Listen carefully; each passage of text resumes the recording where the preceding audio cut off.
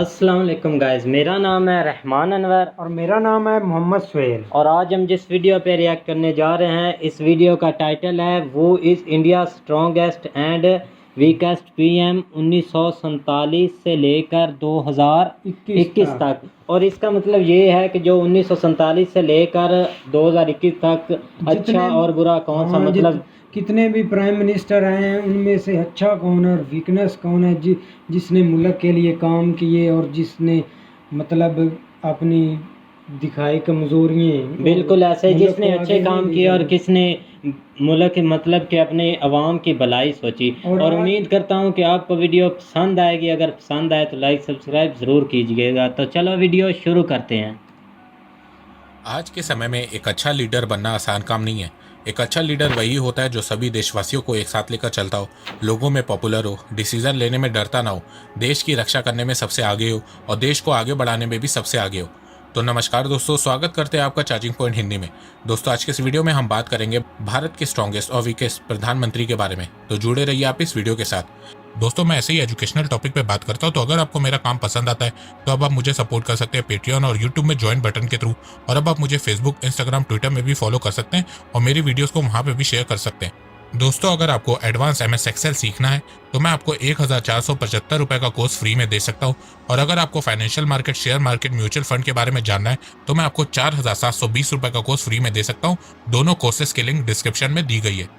इस वीडियो में हम भारत के उन प्रधानमंत्रियों को स्ट्रॉन्ग और वीक पैरामीटर पे रैंक करेंगे जो लोगों के बीच बहुत पॉपुलर हैं, डिसीजन टेकर हैं और कम से कम 5 साल तक देश के प्रधानमंत्री रहे हैं।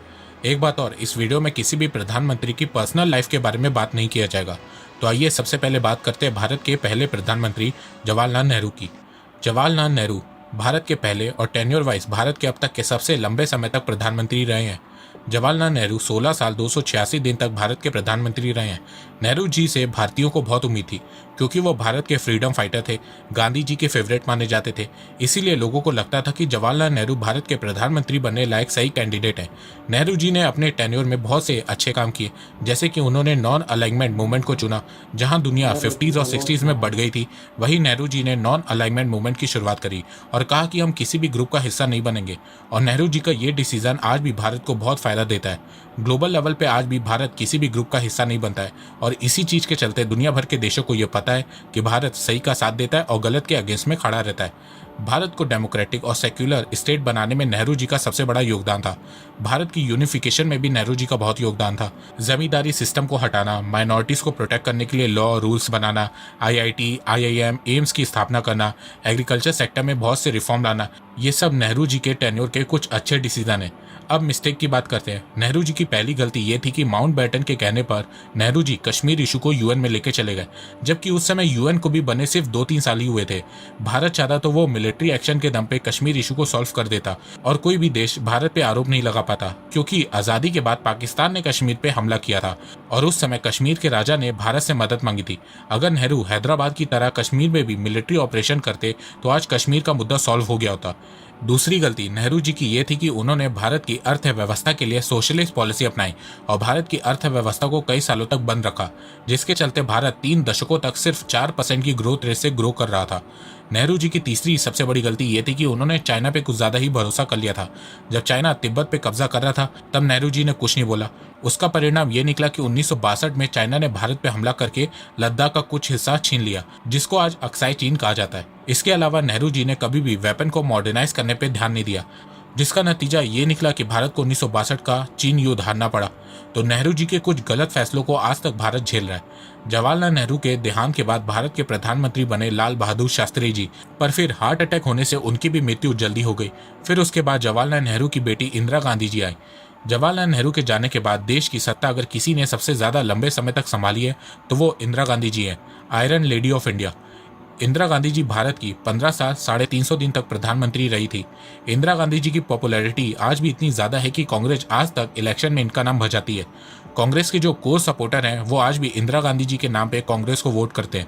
अगर आपको मेरी बातों पे यकीन ना हो तो आप एक बार अपने माता पिता से इंदिरा गांधी जी की पॉपुलैरिटी के बारे में पूछेगा और फिर देखिएगा क्या उत्तर मिलता है। इंदिरा गांधी जी पॉपुलर लीडर होने के साथ साथ डिसीजन टेकर भी थी। एक बार जो वो सोच लेती थी तो वो चीज़ वो करती थी। इंदिरा गांधी जी को नेशनलिस्ट लीडर भी कहा जाता है। इनके लिए भारत देश सबसे पहले था। इसीलिए आज भी आप देखोगे बीजेपी के लीडर्स कांग्रेस में सबको कुछ ना कुछ बोलते हैं, पर इंदिरा गांधी जी के बारे में ज़्यादा उटपटांग कुछ नहीं बोलते हैं, क्योंकि देश को लेकर उन्होंने बहुत से डिसीजन लिए, जैसे कि गरीबी हटाओ पॉलिसी, 1971 का भारत पाकिस्तान युद्ध जीता, 1974 में न्यूक्लियर टेस्ट किया, ऑपरेशन ब्लू स्टार किया। पर इंदिरा गांधी जी के कुछ डिसीजन बहुत खराब भी साबित हुए हैं, जैसे कि इंडियन इकोनॉमी को लेके इनके फैसले बहुत खराब थे।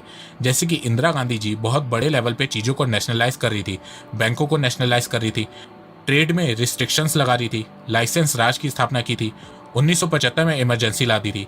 पर इन सब के बावजूद इंदिरा गांधी जी अपने पिता जवाहरलाल नेहरू से ज़्यादा स्ट्रांग लीडर मानी जाती हैं। इंदिरा गांधी जी की निधन के बाद देश की सत्ता संभालते हैं उनके बेटे राजीव गांधी। वैसे आपको एक बात बता दूं कि राजीव गांधी के समय में आखिरी बार कांग्रेस ने पूरे बहुमत से अपनी सरकार बनाई थी। उसके बाद से अब तक जब भी कांग्रेस की सरकार बनी है वो गठबंधन की सरकार रही है। राजीव गांधी के टेन्योर की बात करें तो उन्होंने भी कुछ अच्छे फैसले लिए थे, जैसे कि 1986 में नेशनल एजुकेशन पॉलिसी अनाउंस की थी और हायर एजुकेशन पे ज़्यादा फोकस किया था।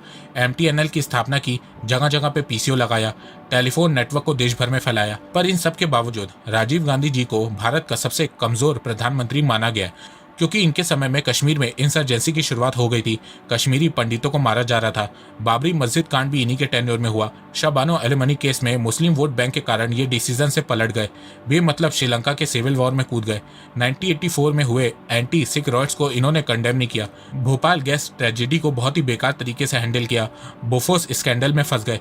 तो इन सब चीज़ों के कारण राजीव गांधी भारत के सबसे कमज़ोर प्रधानमंत्री साबित हुए। जहां 1984 के इलेक्शन में राजीव गांधी को 541 सीट में से 414 सीटें मिली थी, वहीं 1989 में सीट गिर के 197 हो गई थी। 217 सीटों की गिरावट देखने को मिली थी, जो भारत के इलेक्शन के इतिहास में अब तक की सबसे बड़ी गिरावट है। राजीव गांधी की मृत्यु के बाद भारत में पॉलिटिकल क्राइसिस देखने को मिला। भारत में कई सालों तक गठबंधन की सरकार रही, पर फिर 1999 में पहली बार बीजेपी की इलेक्शन में जीत होती है और अटल बिहारी वाजपेयी जी भारत के प्रधानमंत्री बनते हैं। अटल बिहारी वाजपेयी जी को भारत के स्ट्रॉन्ग लीडर्स में से एक माना जाता है। इनके अंडर ही बीजेपी ने पहली बार देश में सरकार बनाई थी। Foreign policy, economic policy, defence policy, इन सब में वाजपेयी जी को महारत हासिल थी। इन्होंने भारत के इंफ्रास्ट्रक्चर को मजबूत बनाने में बहुत मेहनत की थी। वाजपेयी जी को पता था कि अगर देश की अर्थव्यवस्था को मजबूत करना है तो उसके लिए देश के इंफ्रास्ट्रक्चर को स्ट्रॉन्ग करना होगा। वाजपेयी जी ने इंफ्रास्ट्रक्चर में बहुत इन्वेस्ट किया। Sagarmala, golden quadrilateral, national highway project, PM ग्राम सड़क योजना, ये सब इन्हीं का आइडिया है। डिफेंस पॉलिसी को स्ट्रॉन्ग करने के लिए वाजपेयी जी ने पोखरण में न्यूक्लियर टेस्ट किया, फिर कारगिल में युद्ध जीता। फॉरेन पॉलिसी के तहत उन्होंने पाकिस्तान, अमेरिका और चाइना से रिश्ते ठीक करने में बहुत जोर दिया।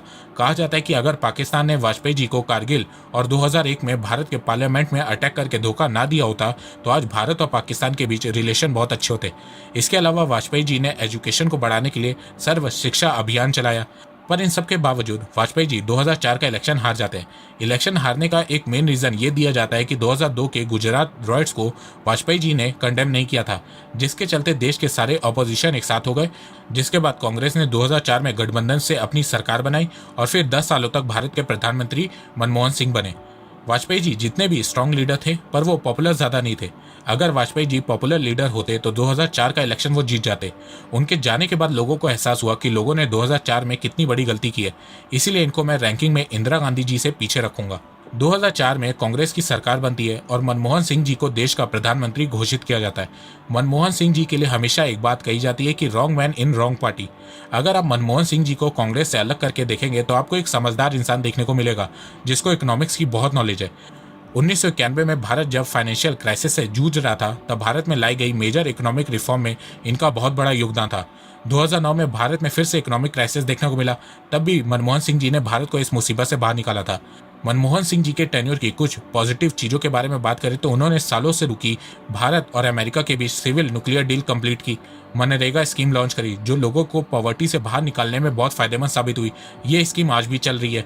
Right to information, right to education, introducing VAT, formulating framework for GST को इंट्रोड्यूस किया। भारत को 2007 में डबल डिजिट ग्रोथ रेट पे लेके गए। लाइसेंस राज को खत्म किया। FDI फॉरेन डायरेक्ट इन्वेस्टमेंट को बड़े लेवल पे इंट्रोड्यूस किया। तो इकोनॉमिक पॉलिसी में मनमोहन सिंह जी बहुत अच्छे थे, पर नेशनल सिक्योरिटी और डिफेंस पॉलिसी में वर्स्ट थे। इनके टेन्योर में भारत में बहुत टेरर अटैक देखने को मिला, 26/11 हुआ, पर इन्होंने कुछ एक्शन नहीं लिया। इसके अलावा इनके टेन्योर में हर साल कोई ना कोई स्कैम हो रहा था जिसे मनमोहन सिंह जी रोक नहीं पा रहे थे। करप्शन बिल्कुल पीक पे पहुंच गया था। इनके समय में भारत की फॉरेन पॉलिसी बहुत ही वर्स्ट थी। इंटरनेशनल टूर पे समझ में नहीं आता था कि मनमोहन सिंह जी भारत के प्रधानमंत्री हैं या सोनिया गांधी। और ये सारी बातें हम सबको पता है कि मनमोहन सिंह जी भले ही 10 साल तक भारत के प्रधानमंत्री रहे हैं, पर उनके पास डिसीजन लेने की पावर नहीं थी। तो इनको मैं इंदिरा गांधी जी और वाजपेयी जी से नीचे रखूंगा और जवाहरलाल नेहरू और राजीव गांधी से ऊपर रखूंगा। भारत में बढ़ते करप्शन और टेरर अटैक के चलते भारत को एक स्ट्रॉन्ग लीडर की जरूरत महसूस हो रही थी, जिसके चलते 2014 के इलेक्शन में बहुत बड़ा उलटफेर देखने को मिला।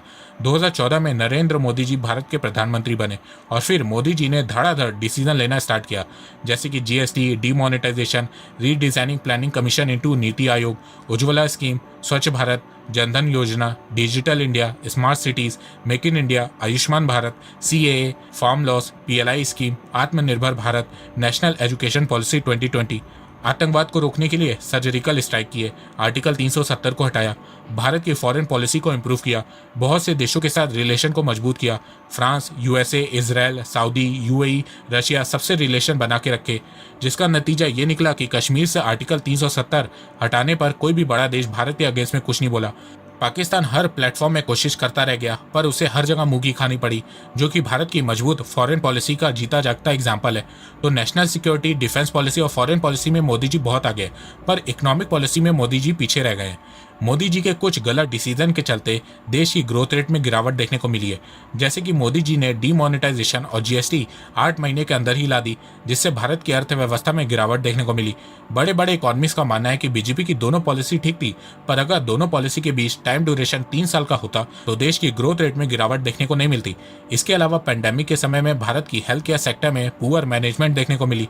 हालांकि गलती यहाँ पे सेंट्रल और स्टेट गवर्नमेंट दोनों की है, पर गलती तो गलती है। पर अच्छी बात यह है कि मोदी जी के पास अभी भी अपने सेकंड टेन्योर के 3 साल बचे हैं।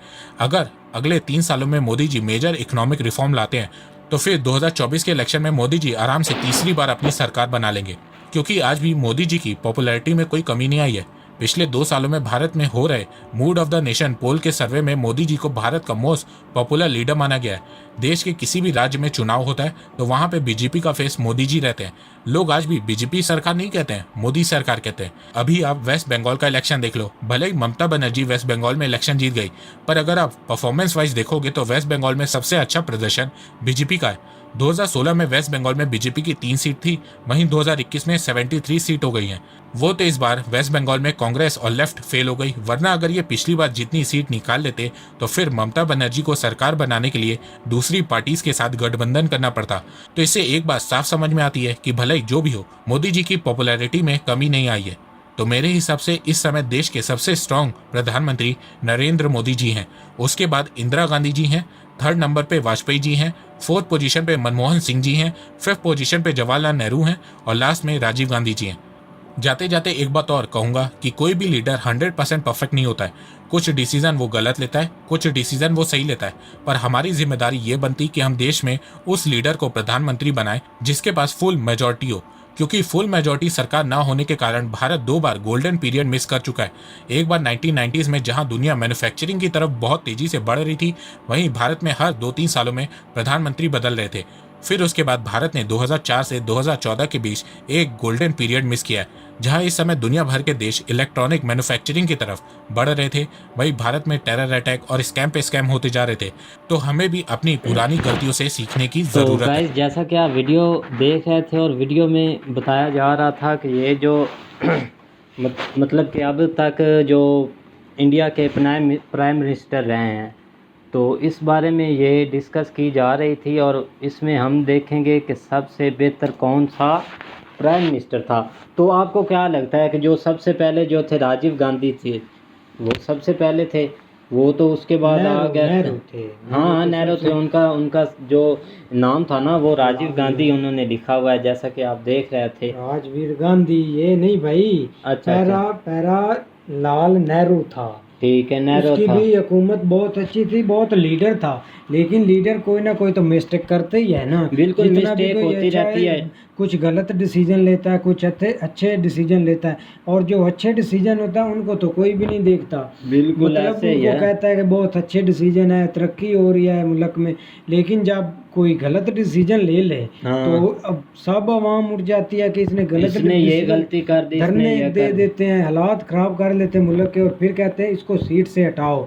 और बिल्कुल ऐसे। पाकिस्तान में तो कुछ मतलब आराम से लेते हैं ना धरने वगैरह या हालात हाँ, खराब हो, लेकिन इंडिया में तो जितनी आबादी देखी जाए ना, 1 अरब 30 करोड़ है। नीचे से ऊपर कर देते हैं हर चीज। बिल्कुल ऐसे ही। और उसके एक बार आप देख रहे थे कि पाकिस्तान और इंडिया का मैच हो रहा था, हाँ। और इंडिया मैच जब हारी थी तो उन्होंने क्या से क्या कर दिया, प्लेयरों के घर में क्या क्या कर दिया, टीवी अपने तोड़ दिए। ये बस भाई उनको शौक है ना, बिल्कुल उनको ऐसे। क्रिकेट का शौक है, वह लव करते हैं, लगान है उनको क्रिकेट का। हमारा क्या है, हाँ। हमारे तो अब जो हमारी सिलेक्शन हुई है हाँ। उससे कोई भी नहीं है एग्री, और ये मैं श्योर कह रहा हूँ, 100% कह रहा हूँ कि ये टीम कभी नहीं जीतेगी। क्योंकि वो जो है ना, वो बस दे के सिफारिश करके अपने हाँ, बंदे बस लगवा लेते हैं, ऐसे इनको क्या मुल्क फायदा। से नहीं है, पैसे से है। बिल्कुल ऐसे ही। अब हारे जीते इनको कोई मतलब, कोई इनको हरज नहीं किसी अवाम से या मुल्क से। और उसके बाद इंदिरा गांधी बहुत मेरी फेवरेट है भाई।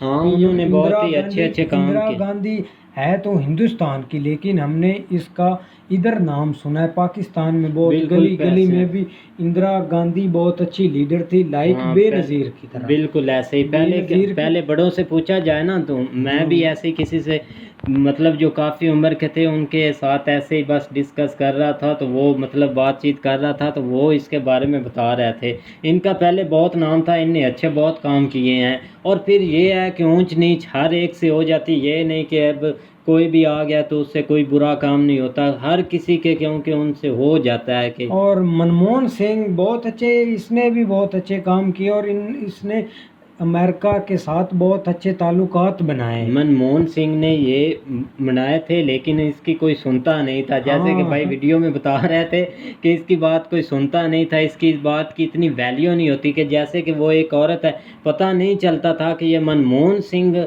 हैं यहाँ के प्राइम मिनिस्टर, या वो औरत है जो वो रशिया का जो प्राइम मिनिस्टर है उसके सामने वो बात कर रही थी। इसी वजह से, क्योंकि ये बात हो रही थी जो अच्छे लीडर हैं। और उसके बाद आपको पता है कि आ जाते हैं जो लास्ट पे हैं, और जो अब भी हैं वो कौन है, नरेंद्र मोदी। और वो बहुत अच्छे काम कर रहे हैं। आपने देखा कि इनने बताया कि वो नरेंद्र अचानक से मोदी ने उन्होंने, बहुत डिसीजन लिए हैं, मतलब उसको कोई डर नहीं है। बिल्कुल कोई ऐसे। डर नहीं हाँ, ना। बहुत से प्रोजेक्ट पर वो काम कर रहे प्रोजेक्ट हैं। पर काम कर रहा है, इतनी तरक्की किसी पीएम के में नहीं हो जितनी नरेंद्र मोदी करा रहा है। एक बहुत भी मर्द आदमी है भाई। बिल्कुल ऐसे ही, बहुत अच्छे अच्छे काम कर रहे हैं। और उनकी एक बात ही अलग है। देखें ना, उन्होंने बाहर भी जो मतलब जो फॉरेन के मतलब अपने ताल्लुकात हैं वो भी अच्छे ताल्लुकात कर भी लिए, अच्छे कर अमेरिका के लिए साथ, हैं। रशिया के साथ, जापान के साथ उनकी डीलिंग। ऐसे बहुत सीक्रेट काम भी कर रहे हैं जो सोशल मीडिया पर नहीं बताए जा रहे हैं। बिल्कुल मोदी ऐसे। इसमें सपोर्ट कर रहा है। और जो पाकिस्तान में ना, वो तो बस काफ़ी हो जाए, 3 साल हुकूमत कर ले, 2 साल हो कर ले, और इंडिया में आई थिंक 10 साल है। वो 10 साल है, वो 2-3 और बार, वो नरेंद्र 2 बार मोदी अब तीसरी बार बन जाना उसने, बन जाना है, क्योंकि वो एक ही थी, वो उसका पता नहीं क्या नाम था यार। वो मुझे। आप देख नहीं रहे जो अगेंस्ट थे मोदी, अब जो पार्टी का है, पहले तो बस 2-3 सीटें होती थी, लेकिन 2021 में 71-72 सीटें, 77 उन्होंने विनर की हैं। तो बिल्कुल। इससे ऐसे पता चलता है कि मोदी स्ट्रॉन्ग है, मोदी। हाँ बिल्कुल, वो उनकी स्ट्रॉन्ग है बहुत ही। वैसे भी हुकूमत बहुत स्ट्रॉन्ग है, और वो अच्छे अच्छे काम कर रही। आपने देखा है कि वो दूसरा ना, ये स्कूल, दूसरा हॉस्पिटल, रोड, कितनी प्यारी चीज़ें बना रहे हैं। और उसके बाद वो जो उनकी ट्रेन है, मेट्रो पे वो काम कर रहे हैं। कल हमने मेट्रो पे रिएक्शन दिया, और मेट्रो 2026 तक बहुत कंप्लीट हो जाएंगी, और बहुत उसकी लाइन बिछ और जाएगी। नेहरू की बेचारे की तो यही गलती थी ना, वो कश्मीरी मसला लेकर चले गए यूएनए में। और बिल्कुल। यूएनए भी तब मेरे ख्याल में शुरू से ही बनी थी, 3 साल अभी हुए थे। और उनकी एक ये भी गलती थी, जो कि इन्होंने चाइना के साथ वो फाइट हुई थी हाँ, लद्दाख में। लद्दाख अब में। लद्दाख का जो आधा हिस्सा है वो चाइना का है। वो इसी ना कि या कोई भी चाइना पर, इसलिए ना चाइना पर भरोसा करते थे, और चाइना इनके साथ नहीं मतलब फ्रेंडशिप करना चाहता था, इनको तबाही की तरफ ले जाना चाहता था, क्योंकि जो चाइना की और इंडिया की 2 जंगें हो चुकी हैं, चाइना कभी नहीं भूलता। बिल्कुल ऐसे कश्मीरी इशू हो गया, इनकम पॉलिसी होगी, सोसाइटी, ऐसा बहुत नेहरू जी ने गलतियाँ की थी। बिल्कुल ऐसे ही। और उम्मीद करता हूँ कि आपको वीडियो पसंद आएगी। अगर पसंद आए तो लाइक सब्सक्राइब ज़रूर कीजिएगा। अल्लाह हाफिज़।